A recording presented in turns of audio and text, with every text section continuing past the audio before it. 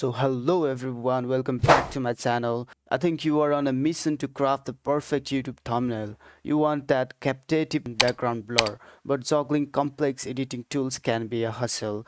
No worries, in this video we will reveal the art of adding the eye-catching blur with Adobe Photoshop in just a few easy steps. We will keep things simple, guiding you through the process effortlessly.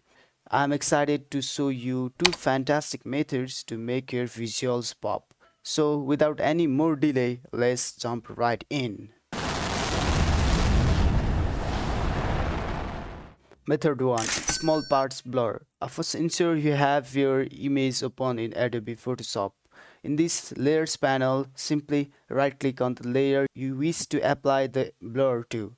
Choose duplicate layer to create a copy of your original image. On the left hand toolbar, locate and select blur tool. It's represented by an icon resembling a water droplet. At the top of your settings, you'll find the tool settings.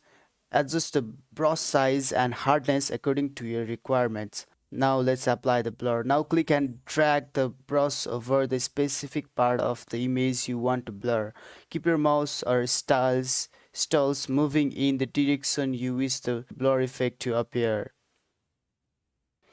Now method 2, whole background blur. So as we have done before, duplicate the layer you intend to blur. In this layers panel, click on the duplicated layer to select it. Navigate to the top menu bar and click on filter. From the drop down menu, select blur and then Gaussian blur.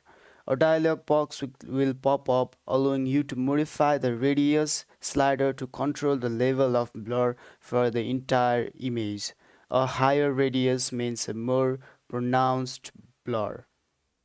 If you have found this video tutorial helpful, please remember to like, comment, and subscribe. That's a wrap up for today's tutorial. Thanks for tuning in and we'll look forward to see you in the next video.